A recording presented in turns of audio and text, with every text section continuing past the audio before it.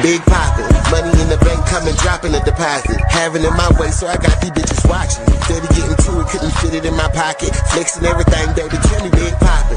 Money in the bank, coming dropping a deposit. Having it my way, so I got these bitches watching. Steady getting to it, couldn't fit it in my pocket. Flexing everything, baby, tell me what to tap it. What's poppin', everybody? Welcome back to the bar. And as you can tell by the background, we are doing a political pour up this morning.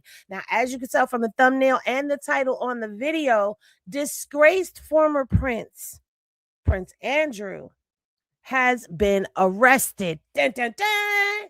So this is going to be your spiked coffee in the morning. So grab your coffee mugs, get your little shot glass, and pour that Henny in your cup, because we are about to be here for a long time and a good time at the same damn time. You heard me.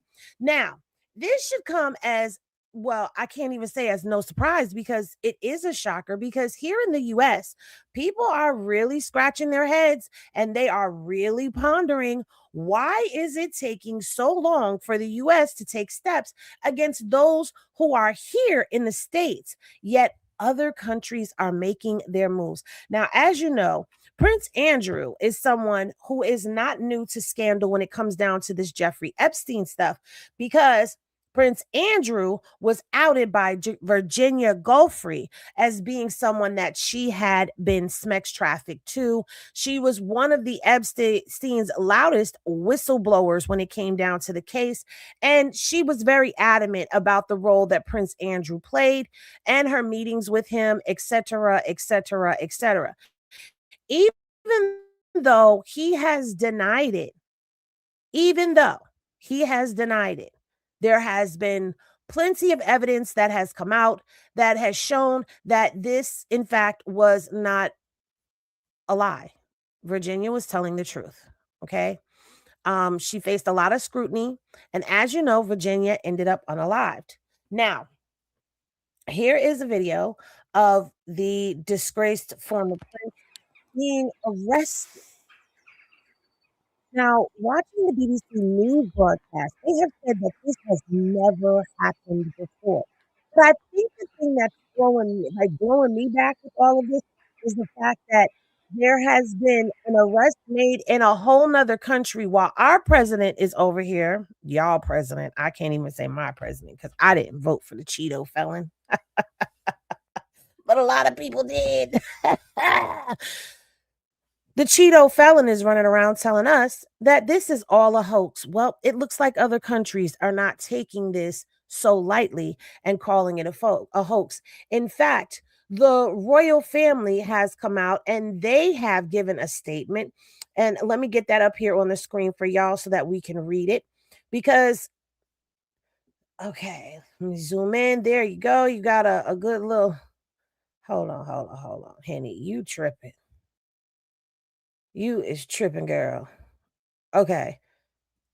Well, that's a little better. All right. So this is a statement from His Majesty the King, dated today, Thursday, February 19th, 2026. The statement goes on as follows. I have learned with the deepest concern the news about Andrew Mountbatten Windsor and suspicion of his misconduct in public office.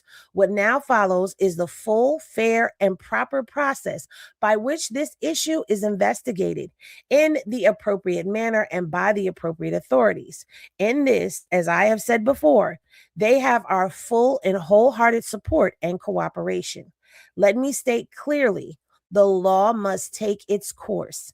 As this process continues, it would not be right for me to comment further on this matter. Meanwhile, my family and I will continue in our duty and service to you all. Charles R. Now, baby, I don't know about how the royals work. But obviously the royals are not playing, okay? And let's just be clear. This is not necessarily for the sex trafficking, okay? This is actually because, if you know, he was running one of the royal organizations, and there have been communications where he was sending itineraries and all kinds of information to Jeffrey Epstein, which caused a bit of a red flag Okay. There was some rumors and some rumblings that there may have been some ugly matters that were going on when it came down to the royal finances. And so that looks to be what they are investigating him for. This is some shameful shit. But for those of y'all who don't know how we got here, I'm going to take you down a road of how we got here with Virginia. So allow me to go no ahead and play this clip for you of Virginia talking about the former Prince Andrew. He asked me to dance. Hold on. He asked me to dance. He is the most hideous dancer I've ever seen in my life. I mean, it was horrible. And this guy was sweating all over me. Like his sweat was like, it was raining basically everywhere. And I was just like, whoa, grossed out from it. I'm grossed out this thing. I had to keep him happy because that's what Jeffrey and Ghislaine would expect from me. The people on the inside are going to keep coming up with these ridiculous excuses, like his arm was elongated or the photo was doctored or Now, when this photo came out, one of the things that they were saying, people were trying to debunk this video and say that his arms, it was photoshopped. At one point, there is a woman, I can't even remember her name, and I should remember it because she just pissed me off. She was on Piers Morgan not too long ago, and she was saying how, Andrew didn't put a wallet in his back pocket. However, there's a wallet in the back pocket there, and Epstein kept the wallet. So she was saying that they photoshopped Andrew's head on top of Epstein's body. And guess what? It turns out that this photo is in fact real. At one point in time, Ghislaine Maxwell did lie and say that the photo wasn't real. Then she came back and said it was. So it was a lot of scandal that was going on. Or he came to New York to break up with Jeffrey Epstein. I mean, come on. I'm calling BS on this because that's what it is. He knows what happened. I know what happened. And there's only one of us telling the truth. And I know that's me. I implore the people in the UK to stand up beside me, to help me fight this fight, to not accept this as being okay. This is not some sordid sex story. This is a story of being trafficked. So that was Virginia talking about the disgraced former prince. Now, we're going to go through some of her stories, some of her testimony, her deposition. We're going to get into the nitty gritty of it all because how did this happen? How did we get here is the question that a lot of people may be wanting to know, because I do understand that not everybody, including myself, was not following this very, very closely until recent. Okay. And that's how we are as people. A lot of times we hear stuff and we don't keep up with it. We just say, oh, okay. And we keep going. Now, what I'm going to bring for you, this next piece that I'm going to put up on the screen is going to be a part of Virginia's deposition. All right. Now, in her deposition, she does talk about documenting and, the photograph comes up. And I want you guys to remember, no matter of fact, before we get into the deposition, let's get to here because I have a little bit of a conspiracy theory. And we're going to conspiracy theory this morning, just so you know. We're going down a rabbit hole. I'm going to be spinning. Now, Virginia did turn up unalived. All right. Which is shameful because she doesn't get to see all that has transpired and how big this has become to where the whole world is on the edge of their seat watching and how the whole country is demanding justice for all of the Epstein survivors. She didn't get a chance to see this. Now, this is not conspiracy theory. This is something that has been circulated that there were attempts on Virginia's life before. She had moved from the United States over to Sydney, and that is where she passed away. So let's listen in on the day that Virginia's passing was announced. One of the most prominent accusers of disgraced financier Jeffrey Epstein has died. Virginia Giuffre dedicated her life trying to get Epstein and his enablers to face justice. NBC's Stephanie Goss has more. When the scope of Jeffrey Epstein's crimes finally came to light, Virginia Giuffre was the woman at the center of the story, publicly sharing painful details of her own experience. In a statement, her family announcing the 41-year-old mother of 3 took her own life. Giuffre said she was recruited by Epstein's girlfriend Ghislaine Maxwell when she was just 14 years old. According to Giuffre, it was the start of years of sexual abuse by Epstein, Maxwell, and their friends. It was that constant, we own the police. You can't run. You can't tell anybody. We'll never be held accountable for this. At age 17, Giuffre said Maxwell and Epstein directed her to have sex multiple times with Prince Andrew, an allegation the prince denied. Giuffre sued, and she settled with the prince in 2022, receiving an undisclosed amount of money. Epstein and Maxwell were both charged with sex trafficking. Epstein took his own life in federal prison before standing trial. Maxwell was convicted and given a 20-year sentence. In one of her last social media posts earlier this month, Giuffre said she was hospitalized after a car accident and was gravely injured, posting a disturbing photo. But days later, she was released. The family says they are heartbroken, writing Giuffre was heroic and will always be remembered for her incredible courage and loving spirit. Stephanie Gosk, NBC. Now, we're going to stop there, and I'm going to tell you why I believe that Virginia, what she said in that interview, she said, we own the police. There's nowhere you can run. There's nowhere that you can hide. And when you think about the vast network and all of the people that have been connected to Epstein across the globe, not just here in the States, when you think about how much power and reach he had, it is not hard to believe that there is a possibility that Virginia may have been taken out. And I'm not saying that lightly. I'm saying that straight out. That is my thoughts, because even when it comes down to the car accident, there was some suspicion about that car accident. Okay? And we're going to get into this right here. Now, I would read the whole deposition, but I know you guys don't want to hear the whole deposition. So I'm going to go right to this part right here. And this is what backs me up with my theory that they were trying to take her out. She was the loudest. She was the most known.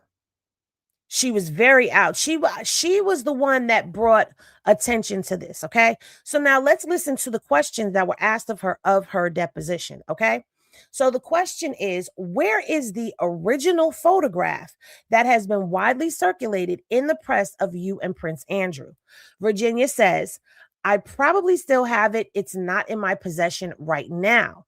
So they ask her, where is it? She says, probably in some storage boxes. They ask her where. She says, in Sydney. Now they go on to ask her where in Sydney. So she says, at some family's house. We got the boxes shipped to Australia, and they were picked up off the porch by my nephews and brought in their home. And then they question her, which is where? She says, in Sydney. They say, where in Sydney? She says, Bass Hill. They ask her, who lives in that house? She says, well, it's owned by my mother-in-law and father-in-law, but my nephews live in the house. What are their names? She says, I'm not giving you the names of my nephews. They ask, what is the address? She said, why would you want that? The question goes on and says, I want to know where the photograph is. I'm asking you where the photograph is, and you've just told me somewhere in Bass Hill. And she says, yes. Thank you, daughter of Yah, for that super chat. I appreciate you so much. Then they ask her, so where in Bass Hill is the photograph located? So Virginia says, I can't 100% say that the photograph is there. It could be at my house that I presently live in. I'm not going to give you the address to my nephew's residence.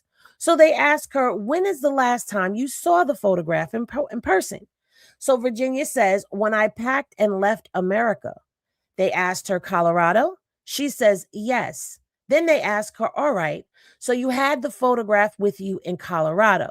She says, yes. Then they say, what's on the back of the photo? So Virginia says, I'm sorry. So they said, is there anything on the back of the photograph? She said, there's like a date it was printed, but no writing or anything. Then they ask, okay, does it say where it was printed? And she says, I don't believe so. I think I don't remember. I just remember there's a date on it. Why are you asking those types of questions about where specifically is the photograph? You want to know her nephew's names. You want to know the address. Why are you asking her this? Henny glasses in the chat if you find that suspicious. So now they go on and they ask her, whose camera was it taken with? She says, my little yellow Kodak camera. They ask her who took the picture. She says, Jeffrey Epstein. Then they ask her, and where did you develop it? She says, I believe when I got back to America. And they say, so where? She says, I don't know. They ask her Palm Beach. She says, I don't know. She said, well, they ask her, well, what's the date on the photograph? The date the photograph was printed. She says, I believe it's March 2021. So they say, okay. She said, but that's just off my photographic memory. It could be different, but I think it's March 2021. You want to know where she developed it at so you can try to go there and see if you can get an original copy of the photograph. Why do you want this photograph? The photograph is already widely circulated. Oh, that's right. Because y'all want the photograph so that you can get rid of whatever proof you have that this is actually a real photo that was not ever photoshopped. That's why. That's why. So then let's go here. They say, tell me what Sharon Churcher asked you to write for her. So she says, any knowledge that I had about my time with Prince Andrew. So they asked her, did you write it? She said, mm-hmm. They said, what did you write it in or on? She says, paper. So they said, what kind of paper? She said, lined paper. So they asked, what was it in a notebook or single sheets? She said, single sheets. Then they asked, and did you write a long document or a short document? What was it? So Virginia says, I can't recall how long the document was, but I would say it was a few pages. So then they go on to ask her, and other than asking you to write whatever you remember about Prince Andrew, did she give you any other directions about what you should write? So Virginia says she was interested in two things, really. How Epstein got away with so many counts of child trafficking for sex and how Prince Andrew was involved. Those were her two main inquiries. So they said, what did she ask you to write? She said, she asked me to write about Prince Andrew. They asked her, did she tell you to put it in your own handwriting? She said, no, she just asked me to write down what I can remember. They said, did you give her anything that you wrote? So Virginia says, I did give her the whole entire page that I wrote. Yes. Wait, did I give her the entire page I wrote? So they say, yes. She says, yeah, I wrote pages for her specifically. And they asked, in your own handwriting? She said, in my own handwriting. And then they asked, and what you wrote, was it true? She says, yes. Then they said, did you get paid for those pieces of paper? So Virginia says, not for the paper, I don't believe. So they said, okay, have you gotten paid when they've been reprinted? She said, no. Okay, so now they wanted to know what she wrote about Prince Andrew. Okay, the next thing is, and other than asking you to write whatever you remember about Prince Andrew, did she give you any other direction about what you should write? So Virginia says she was interested. Okay, well, I've already read that part. What she was interested in, we've already read that. All right, so I think we're just about done with this. Okay, so Mr. Edwards, okay, what did you get paid for if not for those pieces of paper? All right, so her attorney objected, and Virginia said, I was paid for the picture with Prince Andrew with his arm around me, Ghislaine in the photo in the background, and I was paid for the print of the story. So then they asked, anything else? She said no. So they said, you were not paid for those pieces of paper. She says no. And then they finally move on. But this is the type of scrutiny that she wanted, that she was under, okay? All right. She said that this is talking about a different piece of paper. So now that we've gotten there and we've already talked about that part, let's get into this document here. Okay. Because Virginia, is this? No, that's not what I need at this particular moment. I don't need that. All right. So that was her deposition. Okay. So you saw they were very highly interested in what it was that she wrote, where that photograph came from. And this deposition, I can't see. Let me see if I can go all the way down to the bottom and get a date because she said a lot. And maybe I'll sit and I'll read the whole thing. Okay, so this was taken on May 3rd of 2016. Okay. May 3rd, 2016. And she's gone. She was deceased in 2025, just so you guys know, for those who are not keeping up with the story. Now, like I said to you guys, there is a lot that is going on when it comes down to this Prince Andrew thing, and it's something that they are not taking very lightly. Now, the BBC did a piece on him. They did a couple of pieces. There's also been like the 60 Minutes Australia. They've done interviews, and in the interviews, Prince Andrew, he denies things, denies. Okay. This one was published. Let's go here 6 days ago by the BBC. And as you know, Prince Andrew has already had his title stripped away from him, but it's going to give you a little bit more of what they're looking into. The latest revelations from the Epstein files raised some serious questions about the reliability of what the then Prince Andrew said in a BBC Newsnight interview in 2019. Tonight, for the first time, Prince Andrew speaks out. I have no recollection of ever meeting this lady. From that day forth, I was never in contact with him. We've gone through his replies to find out how they stand up to what we found out since in emails which were apparently sent by and to Andrew. Now, I am going to tell you this. While he claimed that he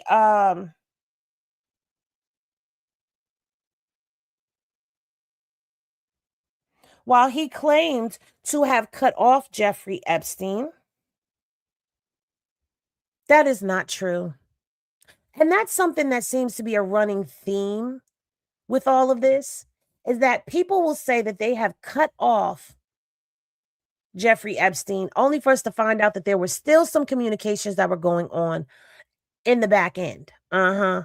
He has previously denied any wrongdoing. Of course he did.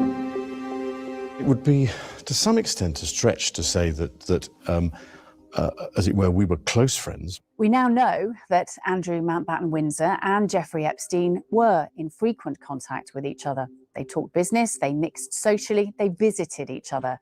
They were close enough for Epstein to set up a dinner date for Andrew, promising that his guest was 26, Russian, clever, beautiful, and trustworthy, in an email from August 2010. Now, 26, Russian, clever, beautiful, and trustworthy. Does that sound like something that's on the up and up to you? Because that does not sound up and up to me. That sounds shady as hell, janky as hell, and it sounds sex trafficking as hell to me too. What say you, chat? Let me know down there in the comments. Talk to me. In 2008, he was convicted of soliciting and procuring a minor for prostitution. He was jailed. This was your friend. How did you feel about it? Well, I ceased contact with him after I was aware that he was under investigation. And that was later on in 2006. And I wasn't in touch with him again until 2010. So I just it was one of those things that if somebody's going through that sort of thing, well, I'm terribly sorry, I can't be... so no contact? No contact. When I don't know what I'm going to do with y'all. I had to stop this real quick because I love y'all so much. I am so glad you are back in the chat, Swagger, because y'all are goofy like me and y'all know how to take a serious situation and make it funny. Okay. But this situation, you know, we do need to kind of like make it entertaining to get through. But yes, I do believe Princess Diana is in the clouds, like finally. Because I believe the royal family took her out. I sure do. When he was serving time, there was no call, no letter, nothing there. Except here's an email from Andrew to Epstein in 2009. Please, may I stay in your beautiful apartment again? Andrew was asking about using Epstein's place in Paris at a time when he says there was no contact. Why would, now let me ask y'all this, okay? Because we're going to be interactive as hell today, okay?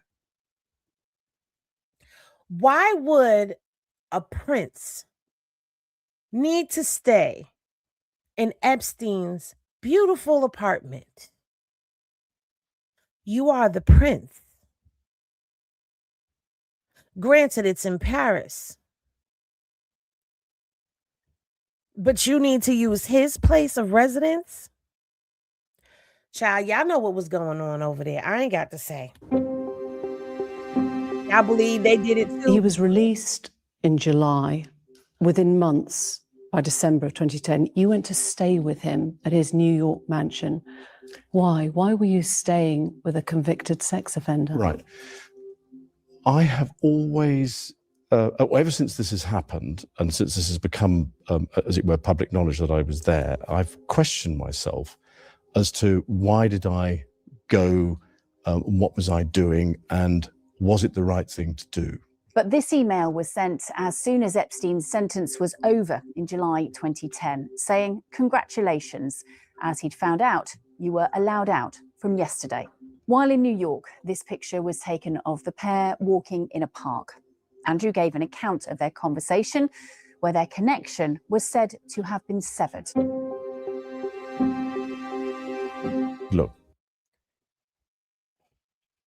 Chat. Salute to everybody who was in the chat this morning. Yes, this is very messy as hell, okay? Very messy as hell. But now let me ask y'all this, just as common folks, because, you know, we are not royals. We are not 1%. We are not bourgeois with money falling out of our booty holes. We are not that. We are paycheck to paycheck people. You have somebody that you are in some type of friendship with, right? And this person ends up going for the egregious sex trafficking of teacup humans that Jeffrey Epstein has gone to prison for. And by a stroke of genius, well, let me just say this, not even the stroke of genius, the stroke of some Republicans. Oh yeah. Let's talk about that for a second. Let's go there. Let's go here for a hot second. Let's put Andrew on pause for a second and let's call things, okay? Because this is very, very messy. Before I ask one question, okay, let's just go here, all right? Do you know that when Epstein was first arrested in 2007, I'm sorry, 2007, it was a Republican president in office. George W. Bush. When he was arrested again, do y'all know who was the president then? Donald J. Trump. He was serving his first his first term. Do you know that little sweetheart deal that was given to Epstein and some of his pals that ended up getting him out of the South Florida case and putting a blanket of covering over some of his pals, everyone except Ghislaine? It was Alex Acosta, who was the attorney. He wasn't the attorney general. He was over the FBI of Miami, Florida. And you know what he is, right?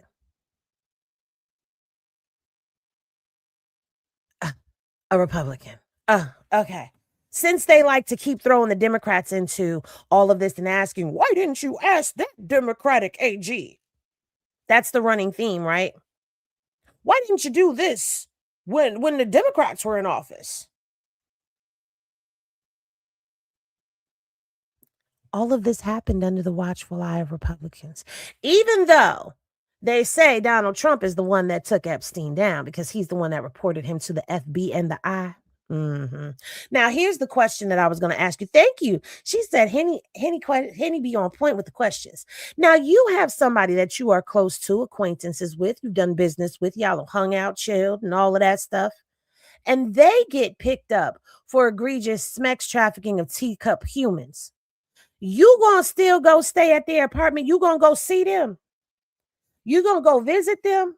And you gonna be taking walks around Central Park with them?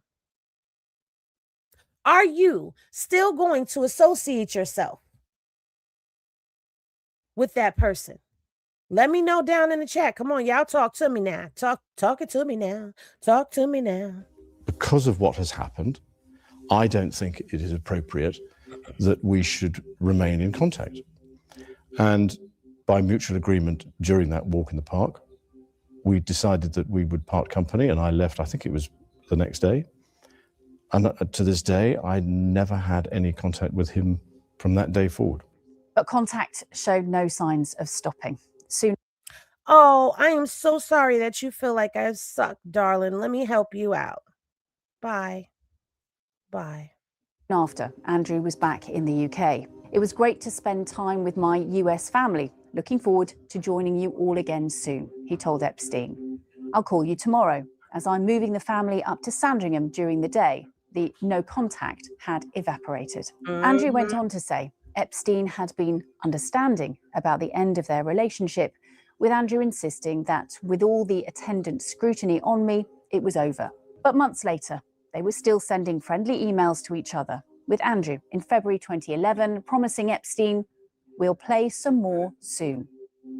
In the interview, he maintained that he had taken a moral stance on cutting off ties with Epstein. It seemed an important part of his testimony. I took the decision that it was, I had to show leadership and I had to go and see him and I had to tell him, that's it. Although the emails suggest that wasn't it. They were even in touch on Christmas Day. Emily Maitlis pressed the point about this being their only connection since his conviction in 2008. Was that visit, December of 2010, the only time you saw him after he was convicted? Yes. Did you see him or speak to him again? No. That's disputed by Lies. the emails. Can you speak any time from now until later today? That was Andrew's message to Epstein on Christmas Eve after that trip. One of a number of emails that seemed to be about setting up phone calls. Question. I really have a question here. Do people really think that emails and text messages, and I mean, maybe back then, but there's a footprint. And I can't even, in 2019, we were using emails. We were using text messaging. We were using FaceTimes. We were using all of these means of communication.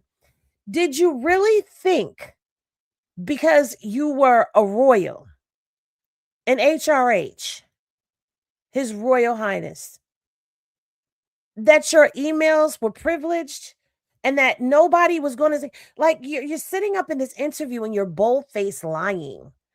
Lying proves that you have something to cover up.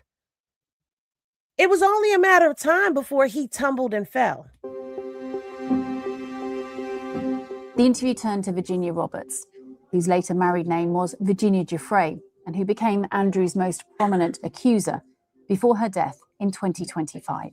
I have no recollection of ever meeting this lady. None whatsoever. You don't remember meeting her? No. Behind the scenes, there were emails back and forth about her claims. That included preparing a statement for Ghislaine Maxwell to explain her position, including a contribution from Amanda Thirsk, Andrew's private secretary and close advisor.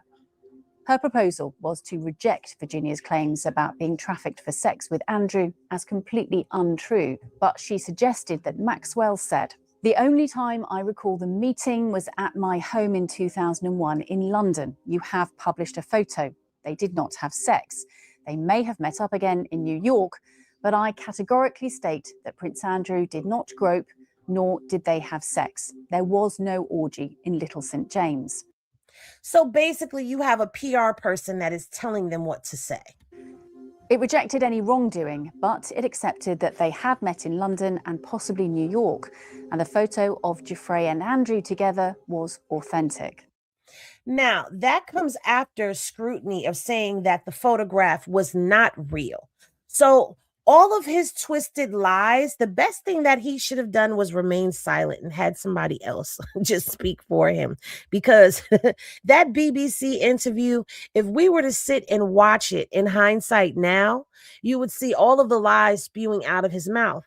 But then again, who would ever admit to anything that they did like this, right? Because it was just egregious and heinous and diabolical. But that's neither here nor there. As you can see, going from what he said then to what he's saying now, you can clearly see that everything that came out of this man's mouth was a lie. What's popping, Smoked Out?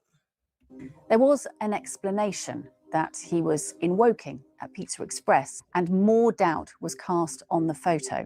You've seen the photo. I've seen the photograph. How do you explain that? I can't. Because I have absolutely no memory of that photograph ever being taken.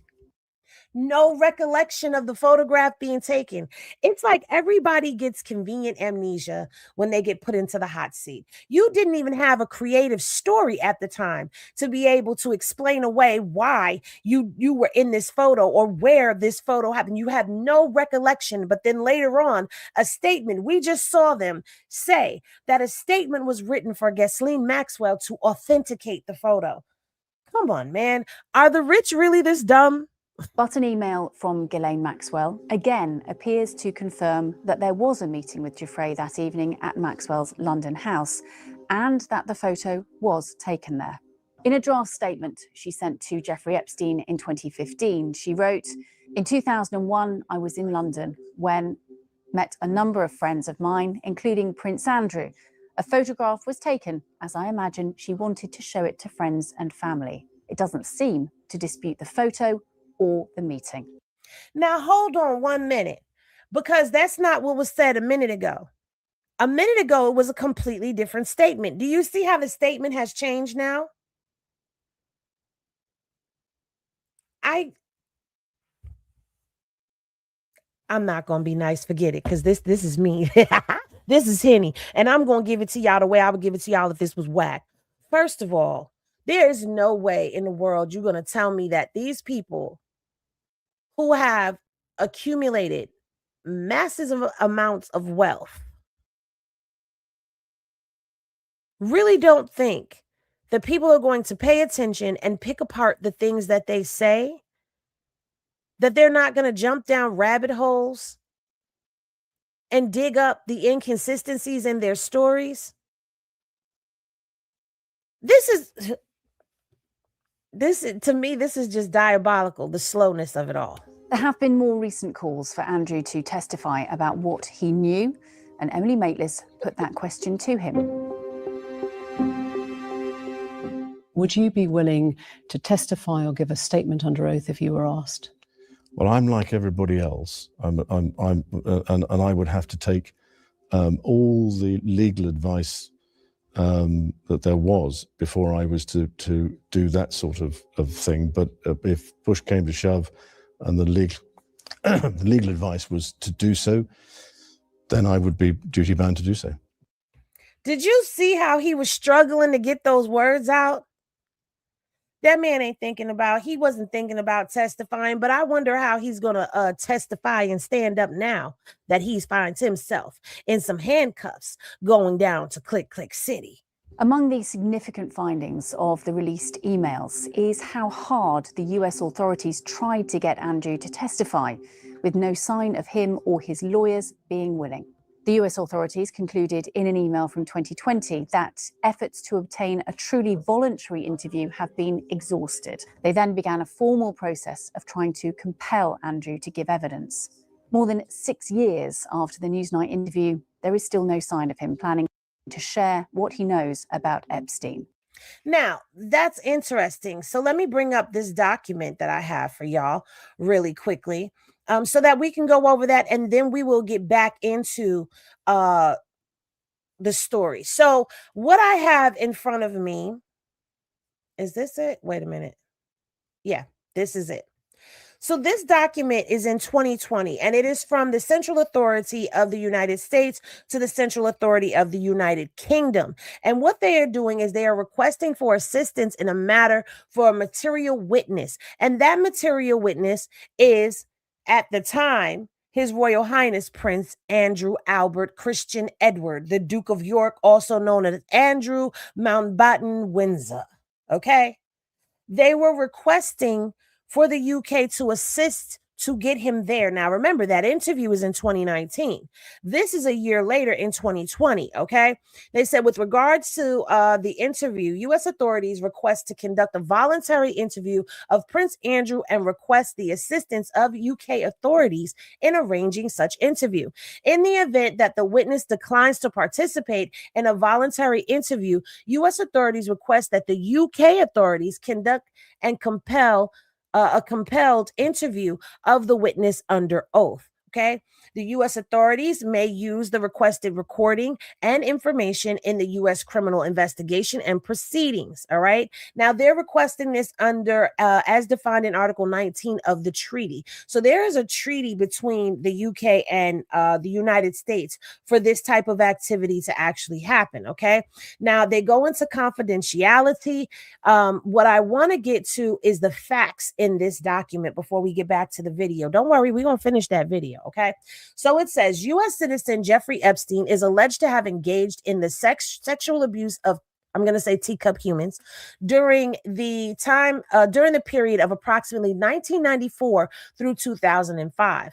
On or about July 2nd of 2019, a grand jury in the Southern District of New York returned an indictment charging Epstein with violations of U.S. criminal law in connection with his sexual abuse of teacup humans, including with engaging in a conspiracy to sexually traffic teacup humans. Epstein was arrested pursuant to the indictment on or about July 6th of 2019 and had been detained pending trial in New York. On or about August 10th, 2019, Epstein committed self-termination. Withstanding Epstein's unaliving, the investigation that led to his indictment remains ongoing. That ongoing investigation has revealed evidence of additional criminal conduct by Epstein's associates, including Ghislaine Maxwell. The investigation to date has revealed that Prince Andrew may have been a witness to and or participated in certain events of relevance to the ongoing investigation. For example, one victim has alleged that Maxwell introduced her to Prince Andrew, who, according to his victim, was present for certain of the victim's interactions with Epstein and Maxwell. Additionally, documentary evidence uncovered during the course of this investigation has revealed information suggesting that Prince Andrew had knowledge that Maxwell recruited females to engage in sex acts with Epstein for other men. Finally, there is evidence that Prince Andrew engaged in sexual conduct involving one of Epstein's victims. Prince Andrew is not presently a target of the investigation, and U.S. authorities have not to date gathered evidence that he has committed any crime under U.S. law. The U.S. authorities investigating Peter Nigril, a Canadian citizen, and other conspirators' involvement in an international sex trafficking ring victimizing adult women and minor girls. The investigation concerns, among other things, allegations of sex trafficking at various locations in and outside the United States, including Nagrad's, I don't know how to say it anyway, estate. I don't want to go on much further, but okay. They go into the offenses, but what I want to get down in here too before we continue on is this part right here where it says, in the event the UK authorities declined to permit the U.S. case team to directly question the witness, U.S. authorities request that the UK authorities question the witness about the subject matter set forth in Attachment C. As noted on that list, U.S. authorities request that additional follow-up questions be asked by UK authorities to clarify answers given or to follow relevant lines of inquiry. In the event it would assist UK authorities, US authorities would produce a list of specific questions covering each of the topics outlined in attachment C. All right, so let's get down here. Okay, he had a whole, that is attachment A. Oh no. Oh no. Oh no. Henny, what you doing? Henny, what you doing? Okay, here we go. I was about to say, oh no, we done lost it all. All right, it is a different, the document looks different, but it is the same. All right. He also has a proffer agreement. Now, this is attachment A. These were the questions that they wanted answered, the history of his relationship with Epstein and Ghislaine, and the blocked out number I can only assume is going to be Virginia Giuffre. I don't know how to say her last name. I thought I said it right.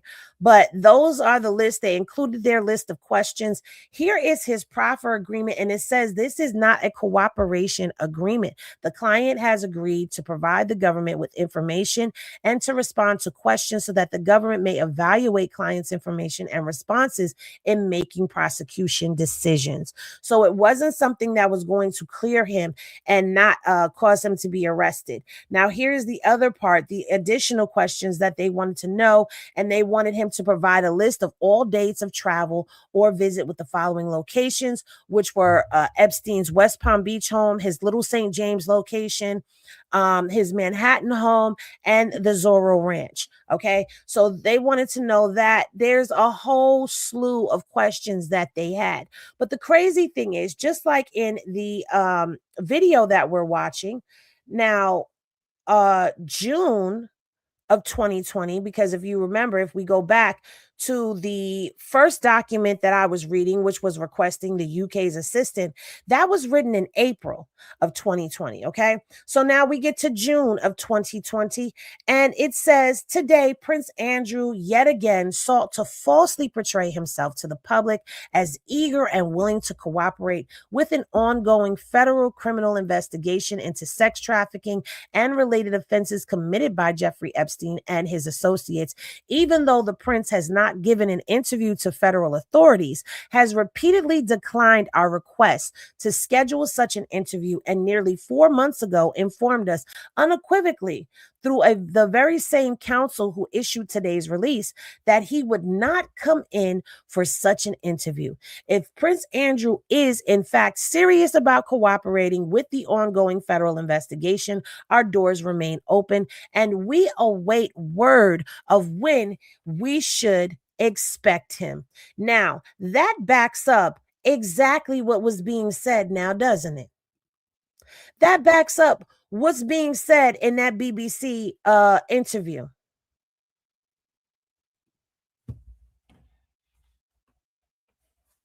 Okay? That he has said that he will, but he won't. Well, now that's why your ass is in cuffs.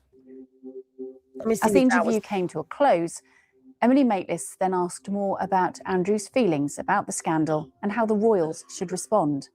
His response, once again, relies on the claim that he'd cut ties with Epstein on that New York trip in 2010.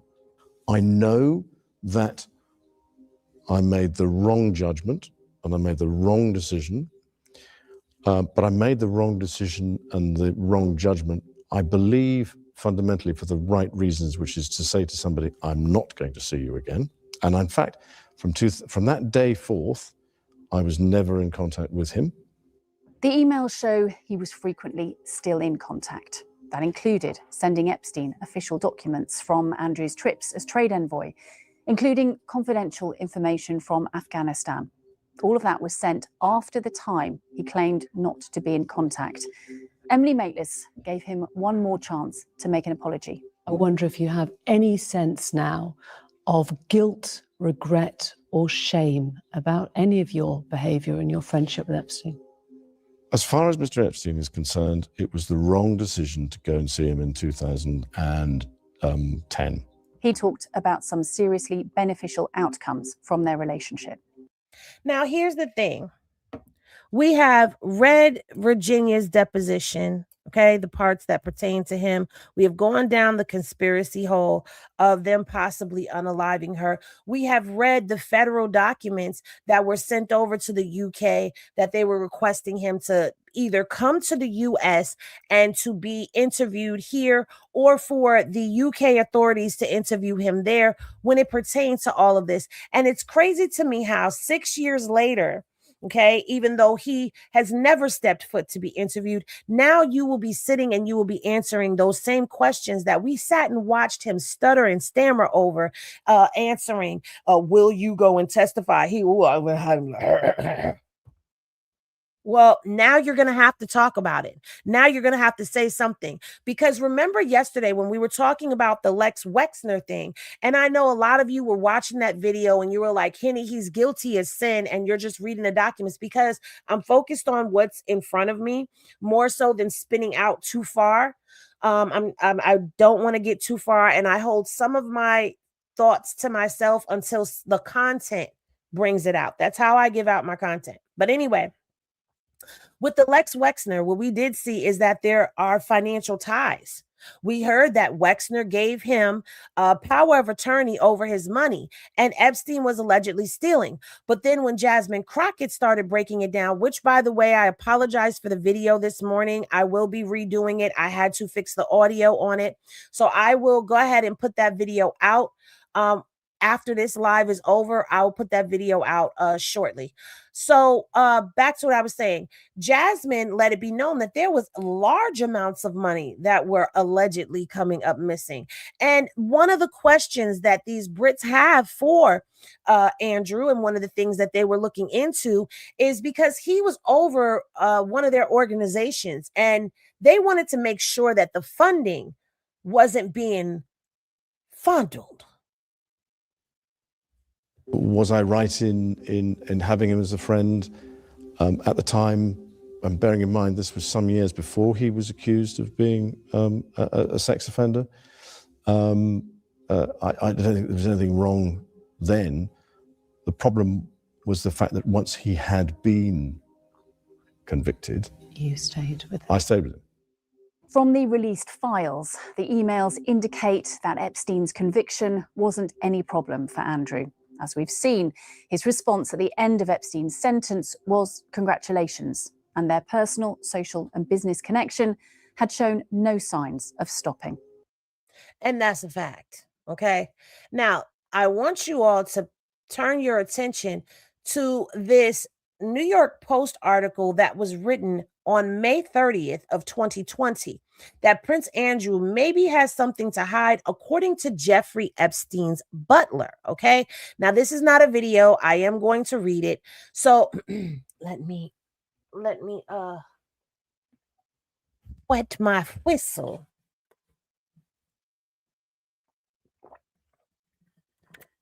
And let's get into it.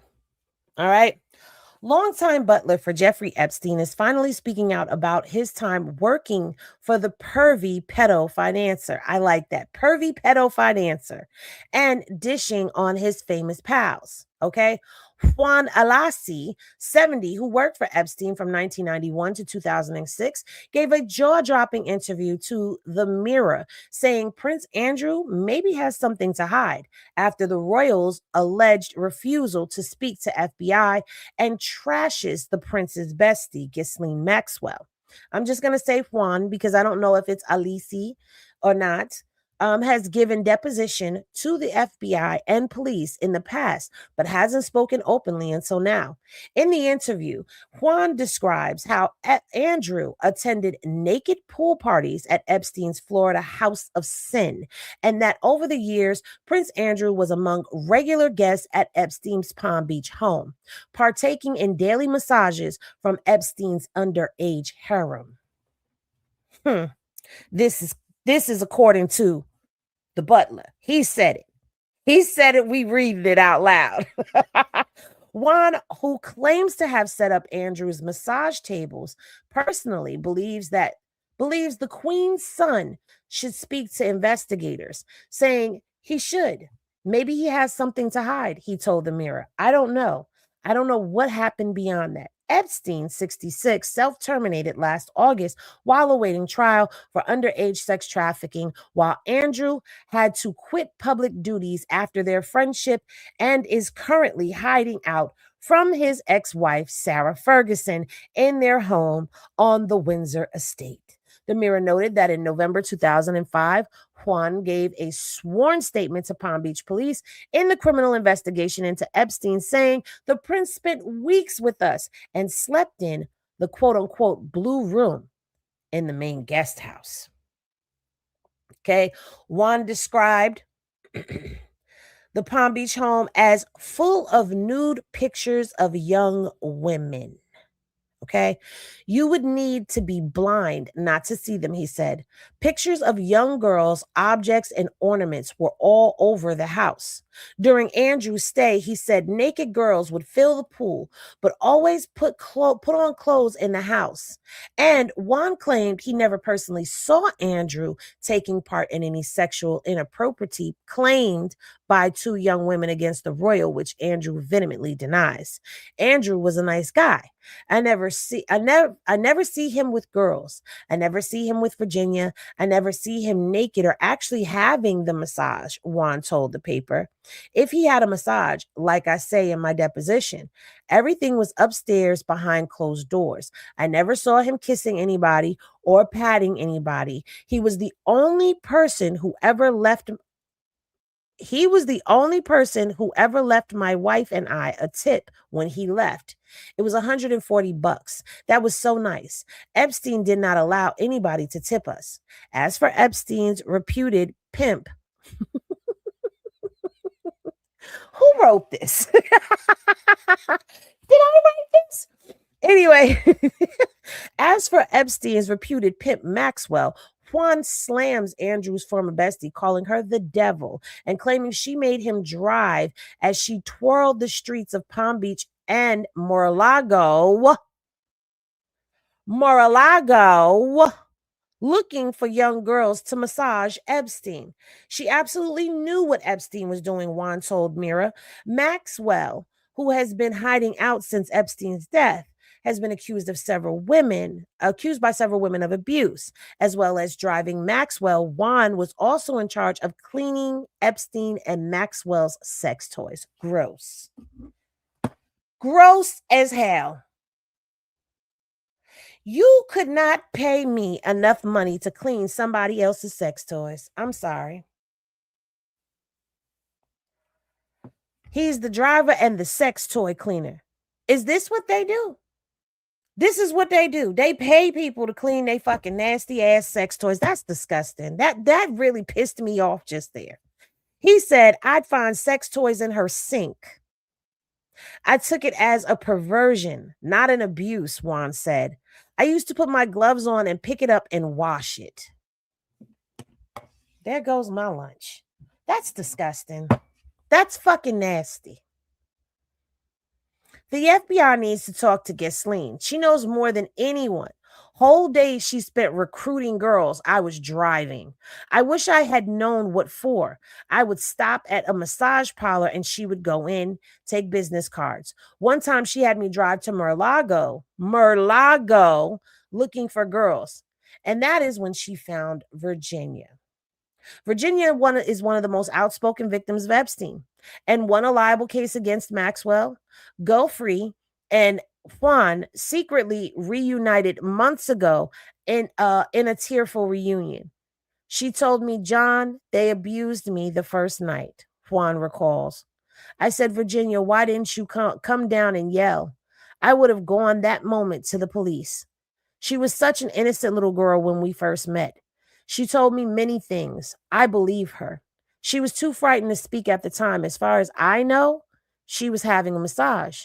I'm a father. I would have punched the shit out of this guy. I like Juan. Henny glasses, W Juan in the chat. W Juan, okay? He said, I'd have punched that sick bastard in the face. I'd have punched him in the face just for having me clean your goddamn sex toys. Disgusting. Juan was also the paymaster for the girls. He said, I used to go to the bank, withdraw 10,000. He said, I'd pay them out of petty cash and fill out a receipt. I wish I'd known what they were really being paid for. He swore them to secrecy, threatened them if they ever told. Juan claimed he broke his silence to end the nightmare. It was a relief when he died because he was a danger. He was a coward. He could not confront what was coming. I was afraid of him. Ghislaine should face justice. I hope they get her. I hope Prince Andrew, as a father himself, does the right thing. Now, this is what Juan said. Okay? That was what Juan said. But there's also other allegations. Now, there's a BBC documentary. I can't find the whole damn thing, but I've been seeing clips of this everywhere. But this BBC documentary kind of touches on Prince Andrew and Donald Trump. And I'm bringing this up because Mar-a-Lago and Trump everywhere in these files. We've spoken to a number of sources who saw Donald Trump at the parties. Most paint a similar picture. Just describe to us the way Donald Trump behaved at these parties. I mean, this guy it was like a predator in action. I went to the washroom and I was going in and a girl was coming out and she kind of looked at me and I go, have you talked to that Trump guy? And she goes, yeah, as I was walking by, he's like trying to grab my ass. Are you sure he was trying to grab your ass and he wasn't trying to grab you by the pussy? Because we know, and it feels so uncomfortable saying that word because I be saying punana. He was trying to grab you by the pussy from the back, girl. That's what it was. We do know that he was having sex with them. How do you know that? Because the next day or days after we would hear about it, he'd brag about it to his friends and it would get around that he scored, maybe one or two girls at a time, which is what he loved to do. Scored maybe one or two girls at the same time because that is what he loved to do. Nasty. There's no evidence that Donald Trump slept with underage girls. But what's most shocking is the age of some of the models at the parties. There was girls, I would say 14, 15 years old from Europe, the European girls. They were 14 or 15? There were girls that were 14, 15 years old, for sure. I mean, I didn't run up and say, how old are you? But they looked younger than I was, and I was 17. Girls from the UK. Now, what was it that Trump was saying that he was exonerated, but yet here we are looking at this BBC thing, and it don't sound to me like you exonerated. It sounds like you implicated. Okay? You just knew because of what they were wearing and how they would hold themselves. And these girls are all anywhere from 14, 15, 16 years old.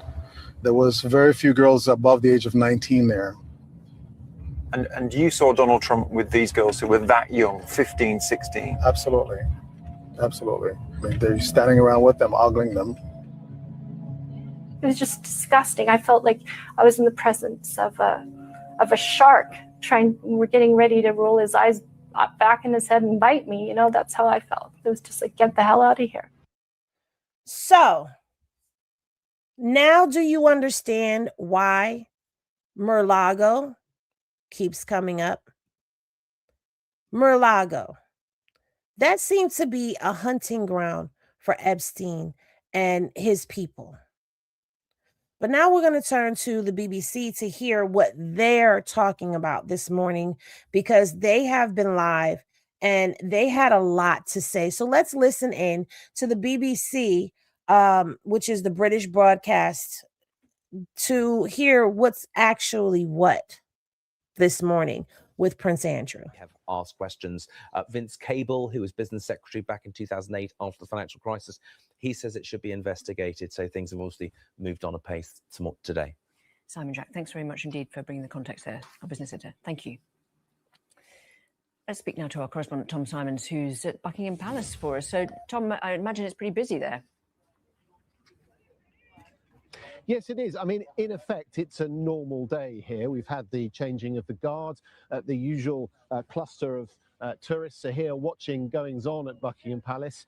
I'm not an experienced watcher of traffic movements in and out of the palace, but there seems to be no sign on the outset of any sort of police activity here. But it is a big estate. There are plenty of different entrances. And of course, this is a matter which you would imagine the royal household would want to keep fairly discreet. How do you keep it fairly discreet that a royal is being arrested? That's not discreet. Oh, I don't know who UY is. So that's why I was like, you suck me. Okay, well, let me go ahead and let me just delete your little comment up out of here. Because I didn't know what you were saying. So my apologies to you, Baller Truth. But the one thing that is changing as we speak is that news crews are starting to set up from, I can see, international news organizations right alongside me here. And everyone waits to see what happens next in this investigation. And Tom, this has been building for a while, hasn't it? As we've been hearing, there's now an arrest of Andrew Mountbatten Windsor, but police forces were looking into this for a while. Tell us a little bit about what the arrest is on and how significant that is. Well, I think the key change in the situation regarding Andrew Mountbatten Windsor was the later release of documents from the Epstein files as they've become known from the Department of Justice in the US, which did, it seems, as we've been hearing there from Simon Jack, give an indication that he is potentially somebody who has shared documents, potentially about investments, with Jeffrey Epstein. So that's what this is about. Oh, why you is you? Oh, wait a minute. That's crazy. I didn't even know that that was your little nickname. They done called you UY.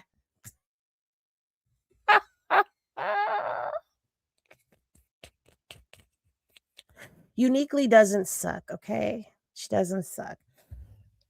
So, remember I was saying that there was the money side of things, and then there's the sex trafficking side of things. And what I'm very much disappointed in the UK about is y'all are looking for y'all money. Y'all don't give a damn about these victims neither. So before we go shouting them out and cheering them on, listen to what he just said. In the files, there were exchanges that happened between Epstein and Prince Andrew.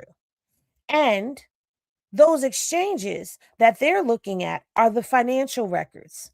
And they said possibly some bad investments. So they're concerned about their money.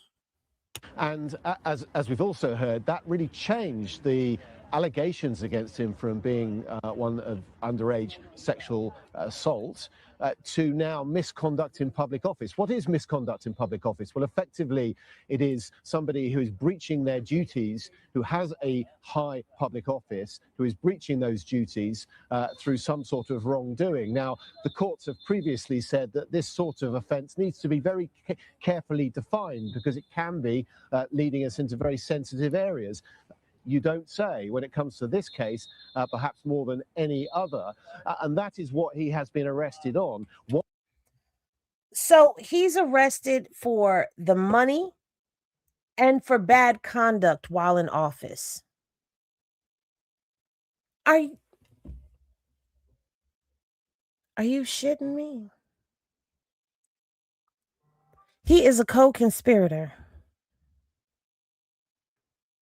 He's a co-conspirator. By all accounts of evidence, he's a co-conspirator. Child. Why has he been arrested? Well, of course, the police can question people under caution without arresting them. That happens quite a lot in crimes where there's no violence involved, there's little risk of somebody heading for the border. But one reason might be that the police generally arrest when they need to do a search and they need to make sure that evidence that they might be looking for in somebody's properties is there and is not going to be removed and hidden. Now, nobody is saying that is the case here, but that is just one of the reasons that the police generally arrest people so that they can question them. And What we also don't know is where Andrew is being questioned. It is likely he is in a police station. It is quite possible he's in a police cell awaiting an interview. And after this, it is likely that the case will go quiet because this sort of arrest usually follows an assessment, an initial assessment of what evidence there might be. And then from there, the investigation continues based on what is said in any interview. So if that is the way that the UK conducts their business, then we can expect for things to actually get quiet. But here in the US, if you think that this would be quiet, you are sadly mistaken. And you have US reporters over there. So US reporters are going to be asking questions. And I 100% agree, Nina. The other night, I was sitting with Henny Legal and I was saying, we have to follow the money. But it's kind of hard to follow the money in this because the money starts going all the way up the chain. Because if you guys remember last night when I was doing the Lex Wexner case, y'all remember Henny Glasses, if you watch that video that I put out on what was going on with Lex Wexner. Hold on. Is this did I already open this? Hold on. Yes, I already opened that. I'm sorry. Henny Legal is still sending me stuff as we, they were sending me stuff before I went live. So I'm just trying to make sure that I got everything. But now I want to get to this Lex Wexner document that I showed in the other video. Now, I'm not going to read it, but I am going to show y'all. I'm going to keep bringing this up because right here, I called him Ellie, but it's Eli. Okay. The Rothschilds. Okay. The Rothschilds are in the Epstein files. You also have Rockefeller in the Epstein files. And what is it that they are in these files for? Well, again, I said this in the Jasmine video and the Lex Wexner when I read this. Epstein also offered a reference, Eli D. Rothschild. When I spoke with Eli, he highly recommended Epstein based upon work Epstein had done for his family. Okay. And then we go on to find out that Epstein was a trustee at Rockefeller University. So when you start to follow the money, you start to follow the money up the chain to the 1%. Okay? And that, my friends, is where it's going to get real complicated for you to be able to continue to follow this money because it starts getting into places and territories where you're going to find yourself in a sticky situation if you keep on digging, okay? So following the money up the chain, I can tell y'all right now, I do not believe that this case is going to go but so far. It is going to take for someone who doesn't care about consequence to actually come out. Now, let's read about some of these other people that he has been, Epstein has been in the circle of, okay? Because they, according to Wexner, Epstein was meticulous in revealing only glimpses of his life to him, right? And portrayed himself as a sophisticated financial guru. And he goes on to say that Epstein has consulted with heads of state, high-ranking politicians, royalty, university presidents, professors, CEOs, musicians, and luminaries. And that he was a member of the Trilateral Commission and again was a trustee at the Rockefeller University. So when we start to get into all of this and we start saying follow the money, this is where that trail gets real tricky. So I'm hoping that this will finally be the end all be all that blows the cover, blows the lid off of everything. But I'm not so sure. Now I'm going to skip ahead in this news broadcast to hear a couple of things. They do have someone from Washington that spoke. So we're going to hear what they had to say. about his association with Epstein. So I disagree in that I think that public in the distance, you should be able to see on your screen at the moment, there's a gate. Beyond that is Royal Lodge. Thames Valley Police confirming earlier this morning that two addresses, or rather addresses, were being searched, one in Norfolk and also in Berkshire. Well, that address in Berkshire is Royal Lodge, which is where Andrew Mountbatten lived until just over 2 weeks ago. So they're raiding the Royal Lodge. This right here, they are raiding the Royal Lodge. We have seen uniformed officers who are continuing to guard the gate that then leads into Royal Lodge. So those searches are continuing here in the grounds of Windsor Great Park, which is not too far from Windsor Castle, which was home to Andrew Mountbatten Windsor for more than 20 years. He, of course, as we know, moved to the Sandringham estate just over 2 weeks ago. But police officers continuing to search that property where he lived, just behind me. And Helena, if you can, just remind people watching at home about Royal Lodge. How many years did Andrew Mountbatten Windsor live there, and when was he forced to leave? So he lived here for more than 20 years. He was often seen out riding his horse. He was also often seen driving along the Long Walk, which leads up to Windsor Great Park. It was his home for many, many years. It's a vast property. It's a 30-room property within, as I say, the idyllic grounds of Windsor Great Park. There's been a number of members of the public walking past close by to those gates here this morning.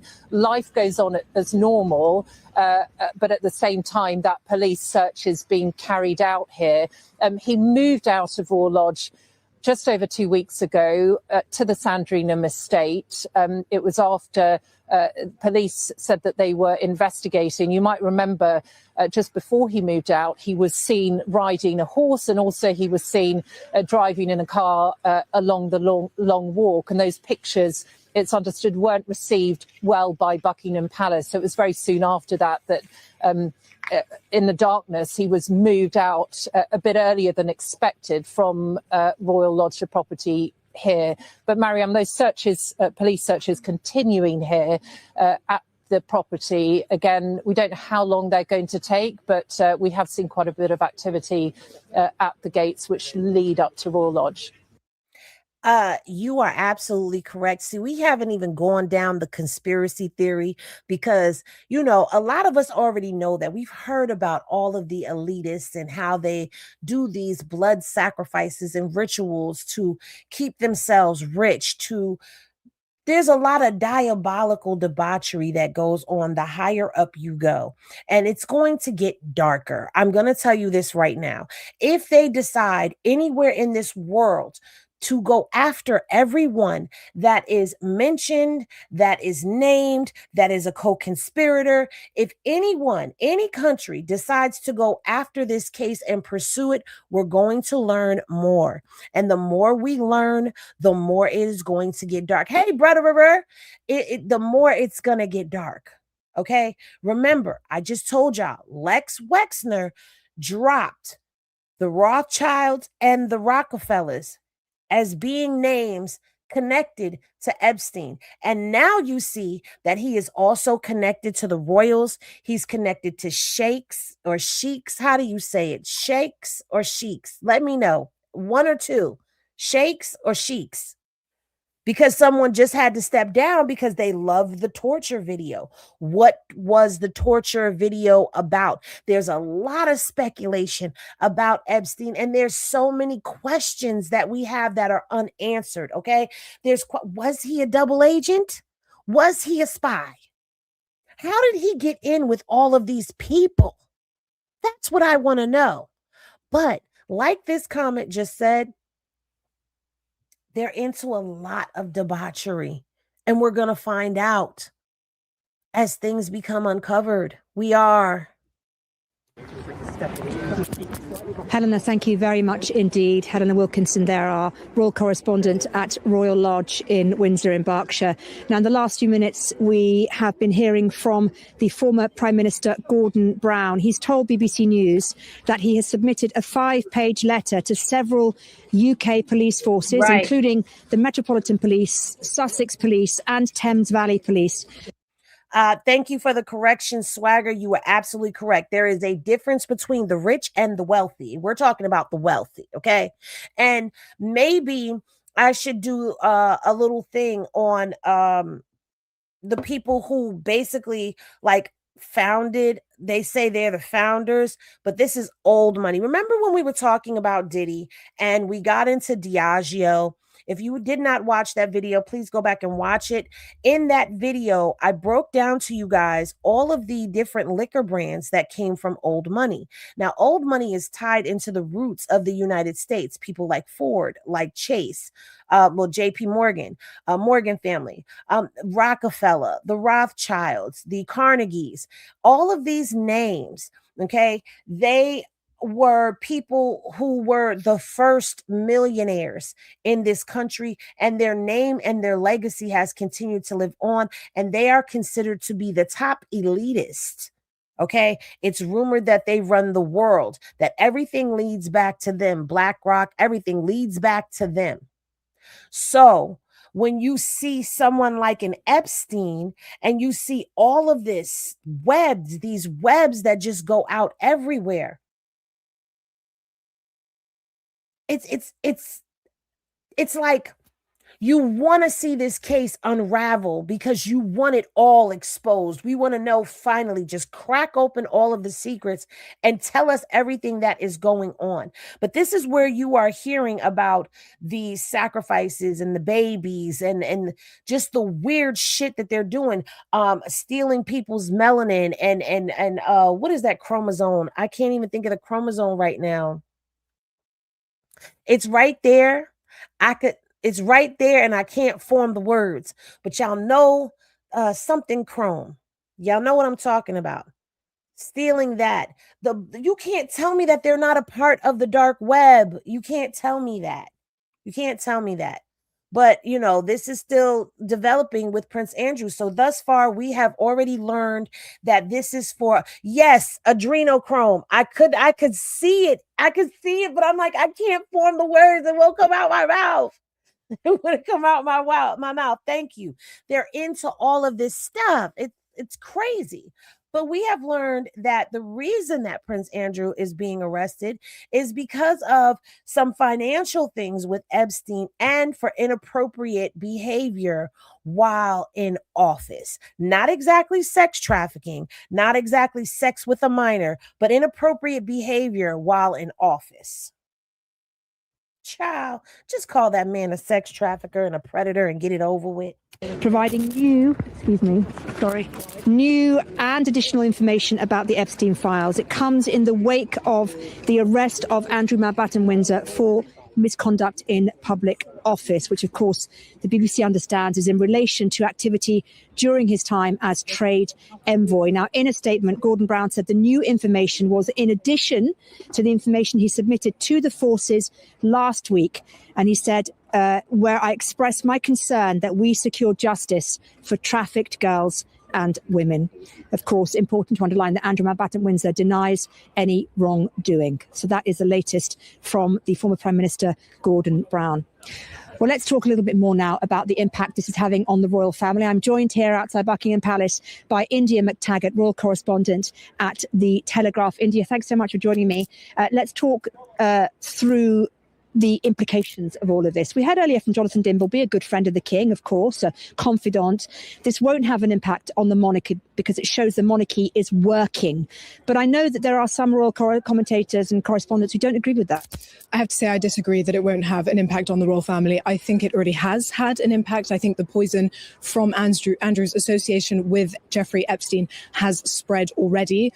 We have seen that it detracts from the important work that the royal family does from their overseas these trips from their day-to-day engagements. We see heckling, we see public anger spilling over already, that Andrew hasn't been sort of held to account, and that Andrew has not sort of recognized that he misled the public to a certain degree, and to a large degree, and his family about his association with Epstein. So I disagree in that I think that public perception of the monarchy might change in relation to this, because I think they've been seen to being quite reactive instead of proactive about this issue since his close ties with Epstein have been known for so many years.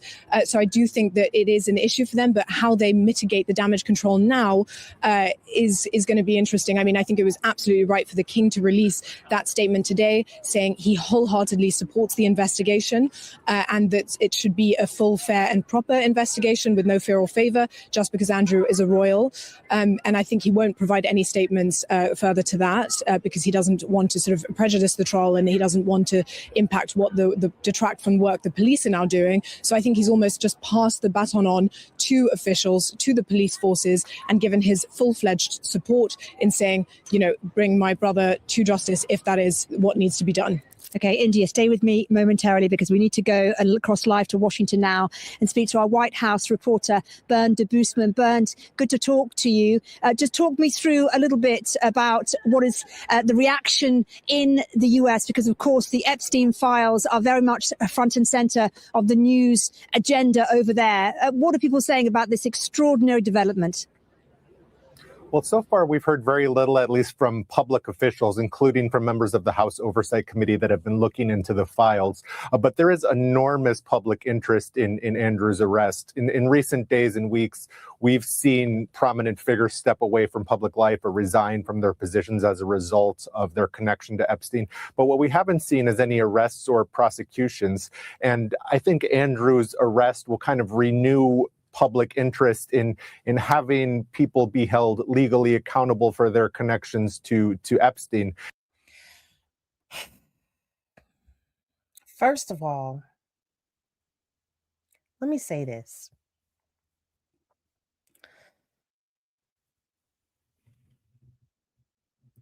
Legal interest. It's not taking.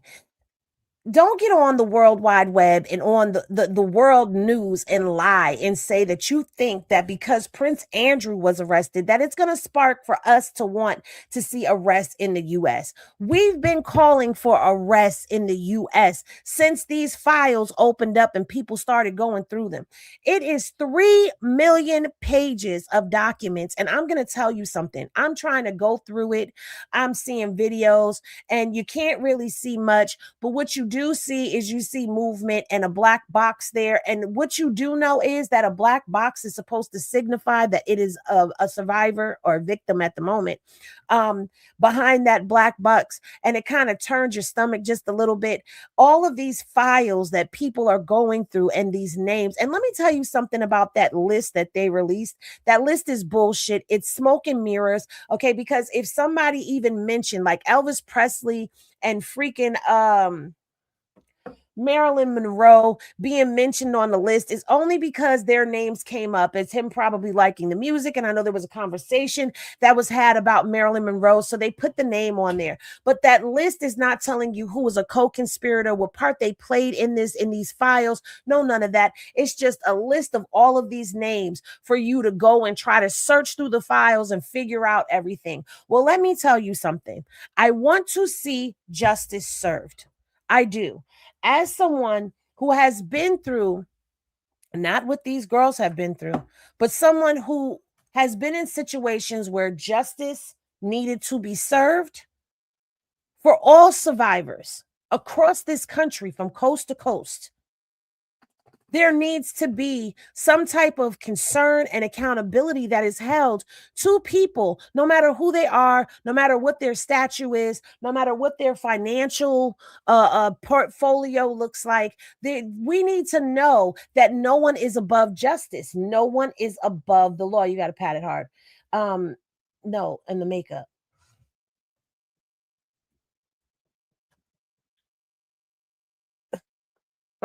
We need to know that voices are going to be heard and that survivors are going to seek justice. And that's just not for women. Men are victims too. Okay. Men are survivors too.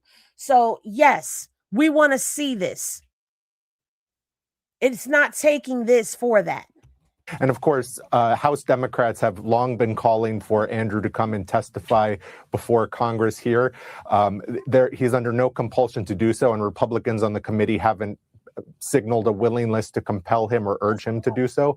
But I think his arrest will again bring this to the public consciousness, and there'll be enormous pressure from constituents for Congress to do more, to at least publicly urge Andrew to come to the United States and answer about what he may or may not know about Epstein's wider network.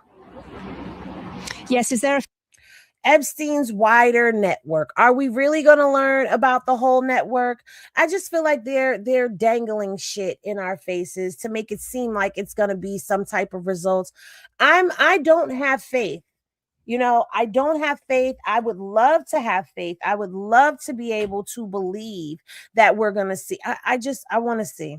I want to see. What did you say? You said testify, start charging and putting people in jail. Stop with the hearings in Congress. Exactly. How many more hearings do we need? Are these hearings going to lead to arrest? If they're not going to lead to arrest, then why are we doing them? And the crazy part about it is, if you watch the Lex Wexner video that I did, you will see that the House of Representatives that came out and spoke afterwards, they said that there was not one Republican in there for that deposition of Lex Wexner. Not one Republican. PM Bondi was not there. Kash Patel was not there. How are you not there? And now you got this guy coming up here on the screen making it seem like I'm not going to believe nothing until I see somebody go down in handcuffs, just like we seeing the disgraced former Prince Andrew. Feeling that this might expedite that or have an impact on the pressure that has been on Andrew Mountbatten Windsor to go to the US?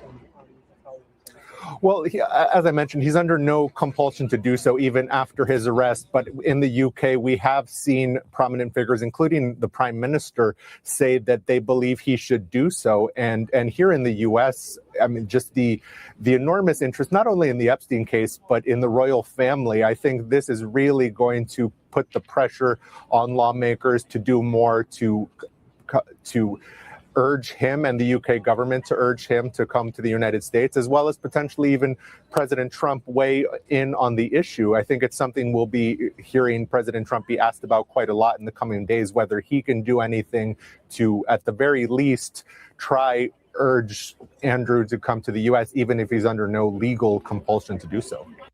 First of all, Trump is saying that this is a hoax. So why would you even think that Trump is going to compel Andrew to come to the States? Andrew could probably corroborate Trump being around.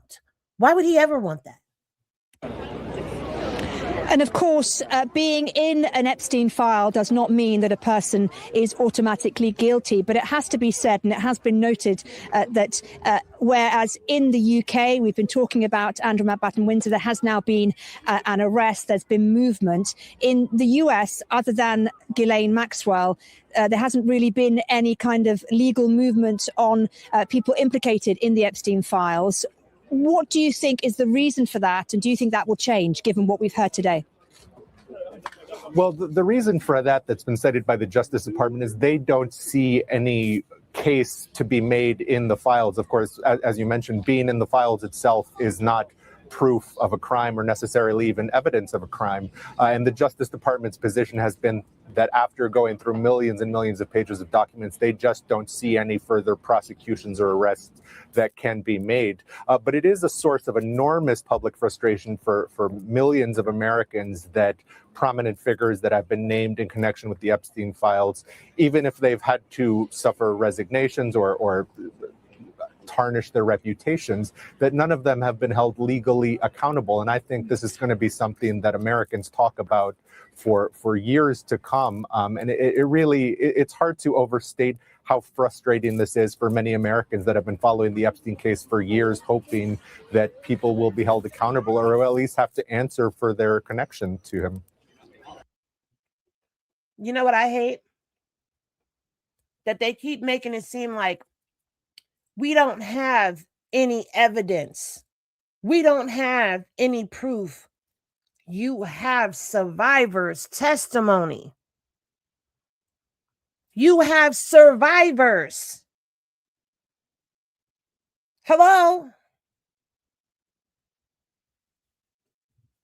Survivors that corroborate that there were people that were there. Survivors that corroborate different activities that were going on. Like, what are we talking about here? Oh, we want to see it in the files. Don't you have civil suits that were filed? Why would they be paying people if there was no guilt? Hello? Bernd de Boosman, it's been good to talk to you. Our White. There have been civil suits that have been paid. Hello? House reporter live from Washington. Thank you. Well, let's just take a moment now to remind ourselves of what we know about the events of today. We, of course... Let's move forward a little bit and see what others are saying. In line to the throne, who was until recently a prince, has been arrested and is in police custody, is obviously extremely significant. It goes without saying that these are just allegations at the moment, that previously he has denied any wrongdoing in relation to the Epstein files. But this is a very significant development in various police forces investigating. And let me just say this. There is no way that I believe that anyone at the DOJ sat down and went through all 6 million pages of the documents, because they're saying that the Epstein file is about 6 million pages long and that they've only released 3 million. Now, my question with that is, where are they getting that we only have 1%? That this is only 1% of the files. If you're telling me that there is 6 million pages in this file and we've got 3, that would be 50% of the information, if I'm not correct. And then not only that, the DOJ says that the case is closed, that they won't be releasing any more Epstein files. That's all you're going to get. What? You've got to be shitting me. Hey, Monique. Hey, T-Sippa. What is coming out of the Epstein files? And Lucy, what do we understand about the allegations against Andrew? What are we being told so far? Well, Thames Valley Police have been investigating, assessing really, it's now an investigation, but they've been assessing a couple of allegations against Andrew Mountbatten Windsor. This one that they've arrested him on is for misconduct in public office, suspicion of misconduct in public office. And it goes back to his time as a trade envoy, where there is a duty of confidentiality in documents. And the allegations that came out of the Epstein files were that he was passing on, sharing documents with Epstein that should have been confidential. That will all now be investigated by the police. At the moment, there are police at Sandringham and at Windsor Lodge, at the Royal Lodge, his former home in Windsor. So searches, it seems, are being carried out. He will obviously now spend the day being questioned, a day that is actually his 66th birthday, but he will be answering police questions instead. So it's his birthday. So happy birthday to him. When did they say that? They said that during one of the hearings, that it was 1%. But if the file is only 6 million pages long, then we've only gotten 50%. And if you're questioning when they said that they were not releasing any more files, they've been said that they weren't going to release any more Epstein files, that this was done. How? It's not done until justice is served. Hello.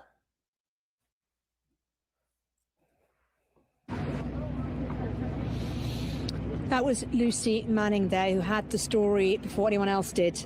earlier this morning. That arrest happening, remember, at about 8 o'clock this morning at the Sandringham estate, and the news of that filtering through to the BBC not long after.